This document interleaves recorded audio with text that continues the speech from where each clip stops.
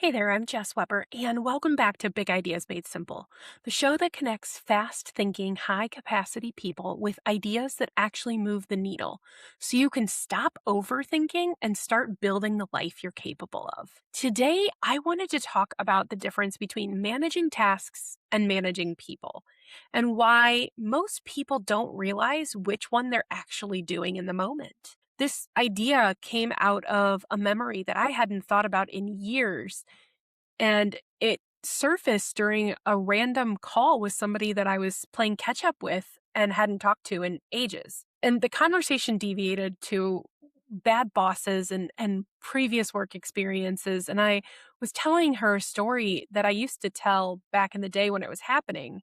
And I realized during that retelling that I'd never articulated the framework. So that's what today's about.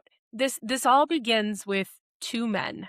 Both had engineering backgrounds, math degrees, deep like building and, just ability to understand numbers like most people never will. And what was funny is both bought into the same exact tutoring franchise, running the exact same curriculum in the exact same role, owner.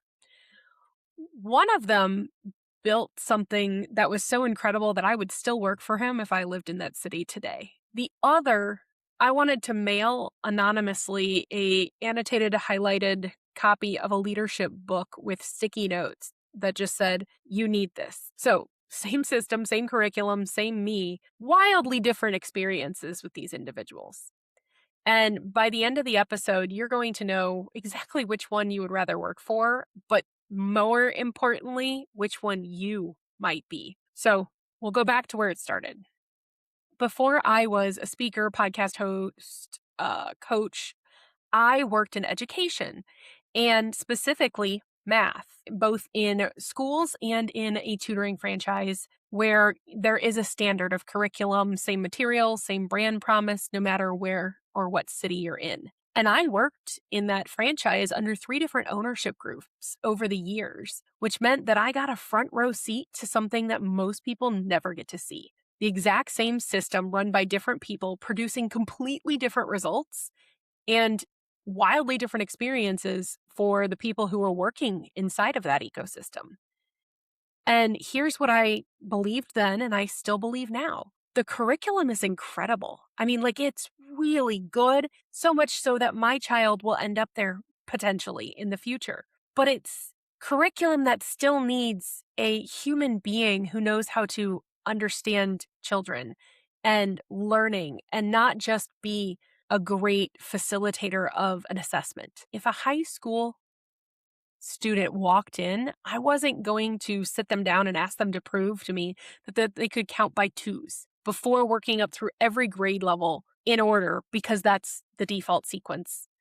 I was going to ask questions, figure out what their gaps were, and build their curriculum from there. The same outcome the curriculum promised, just the system got a little bit faster without insulting a 16-year-old and starting them with, a first grader worksheet. That first ownership group I worked with understood that immediately. The owner, again, like I said, engineering math background. And from day one, he was wildly respectful of my experience, my degrees, and he thought of me as an asset on the team. So if I came to him with a judgment call about a student, he didn't need me to justify it against the operating manual. He trusted that I knew what I was doing because I did.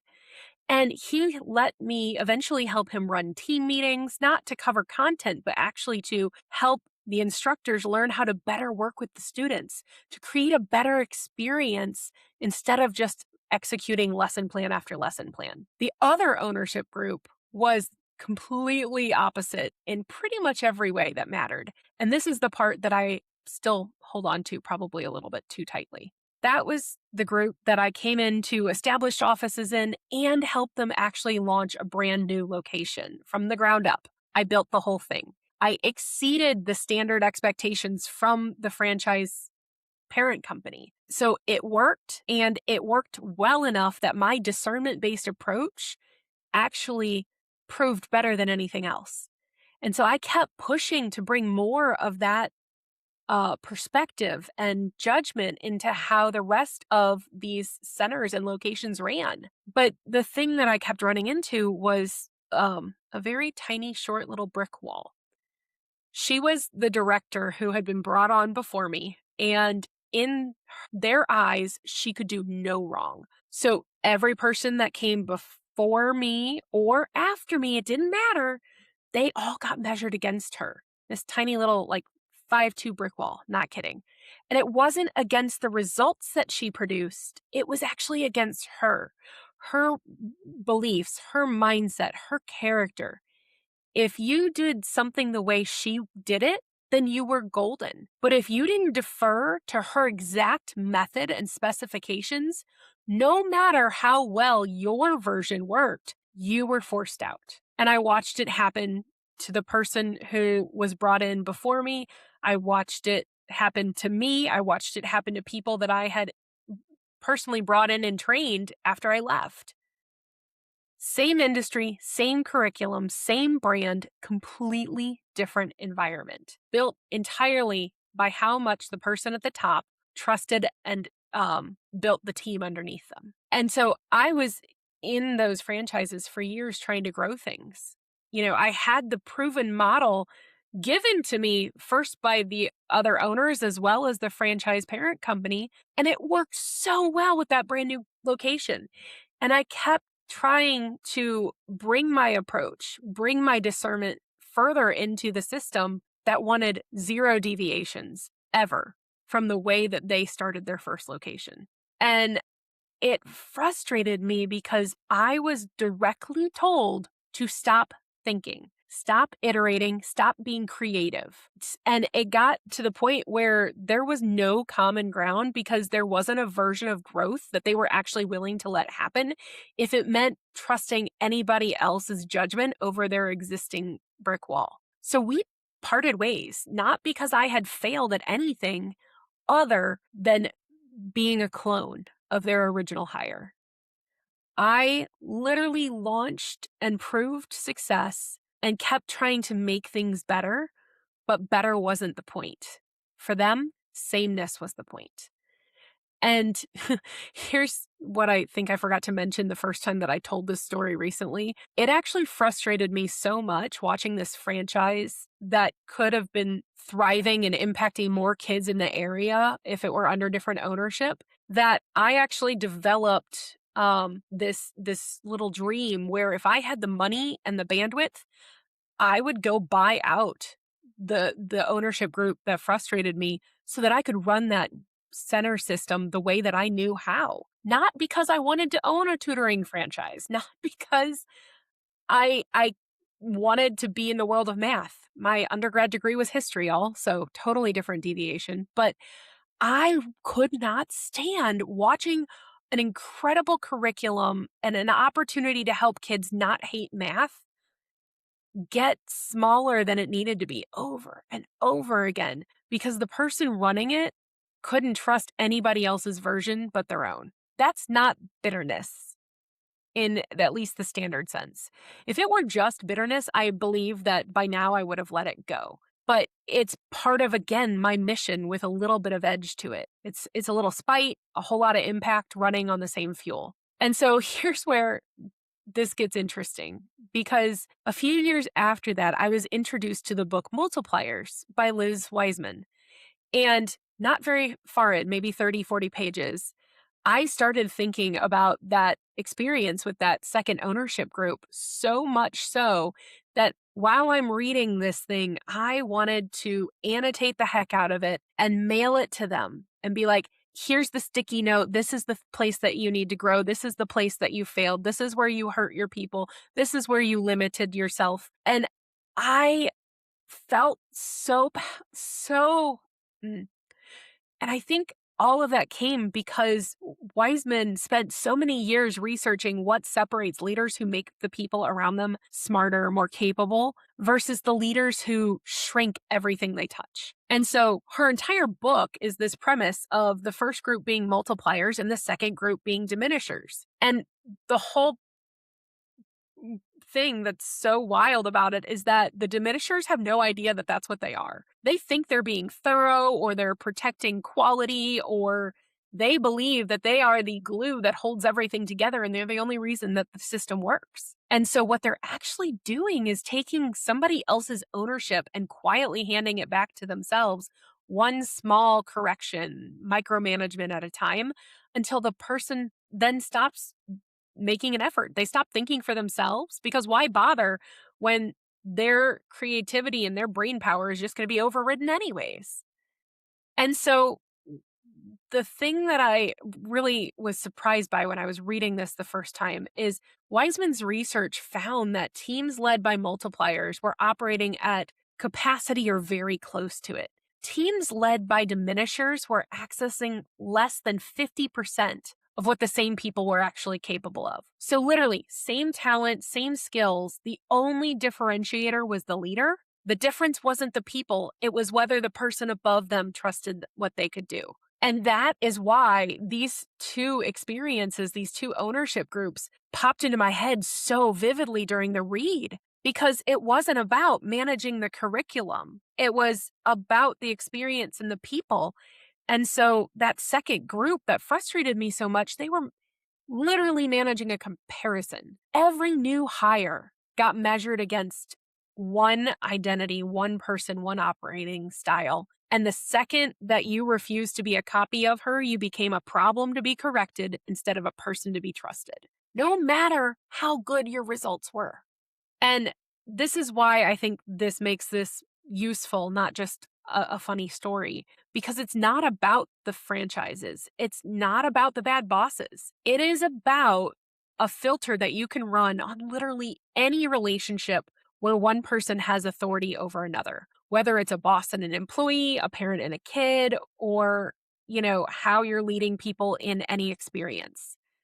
And so I call this the trust tell. And it's 3 steps: see it, own it, release it. A different mechanism than what I taught you with the feelings audit a couple weeks ago, but it's built on the same belief that the block that you're experiencing is not usually the one that you think it is. And you're not going to be able to move ahead or fix it until you actually look at it directly. Okay, see it. The tell is simple. When you get handed a task or somebody hands you one, do they also hand you the authority to solve it your own way, or do you need to solve it their way? And that's the whole thing. It's not about how many times they check in or whether or not they have their standards printed on the wall, but it's whether or not they can tolerate a good result that didn't come from their exact process. So did you get the thing that they needed without following 100% of their playbook? That's it. Then you can step into the second section, own it. And here's the place that I think almost nobody wants to admit about themselves. The urge to control somebody else's process instead of trusting their judgment is almost never about the person's competence. It is about you. It's about your own fear. And it could be fear that if you let them do it differently, it might work, but it's different than your standard and or different than the way you would do it. And you question, what does that say about you? Or fear if you aren't the one who has your hands on everything, you become replaceable.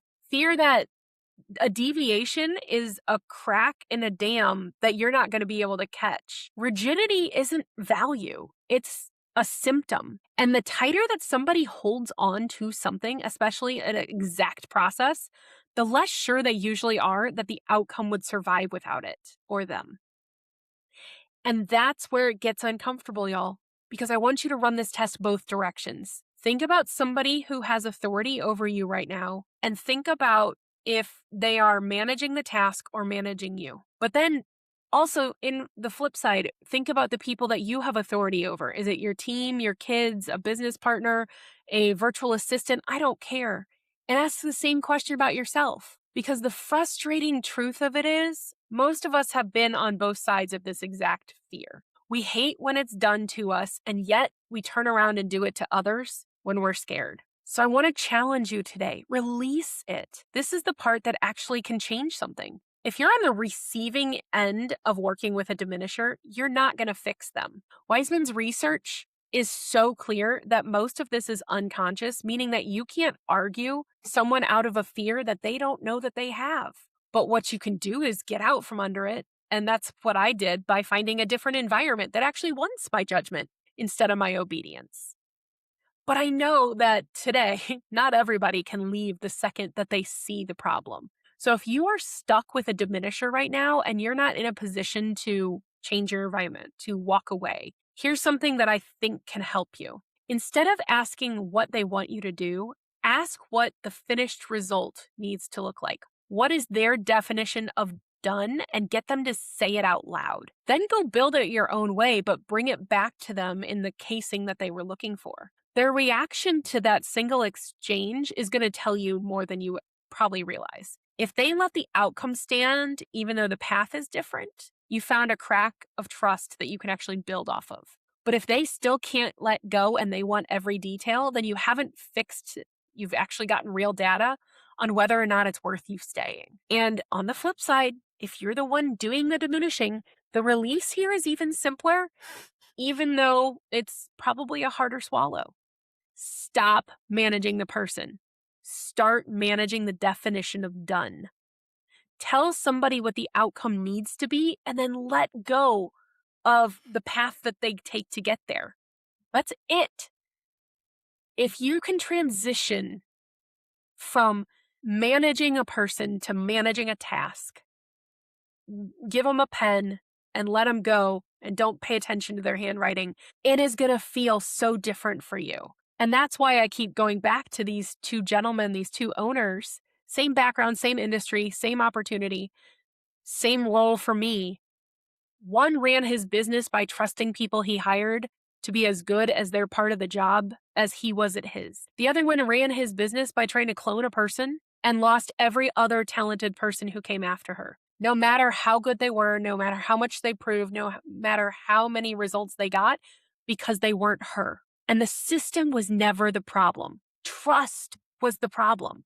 And it always is. Your next right move this week is so simple. Pick a relationship and run the trust tell for yourself. If you're the one in authority, check, are you managing the outcome or are you managing the person? And if you're honest and a little bit brave, I guarantee you will know that answer in 10 seconds flat. Now, if this is an episode that struck a little something for you, I would very much appreciate the feedback. I'd love it if you hit subscribe wherever you listen, leave a comment or review, and tell me which side of the trust tell you landed on. I'm not asking you to go make it public on socials this week. Just tell me where the conversation is happening, because the engagement that I get is helping me more than you realize, and I appreciate every single one. So that is this week's episode of Big Ideas Made Simple. I'll see you next time. Thanks for listening.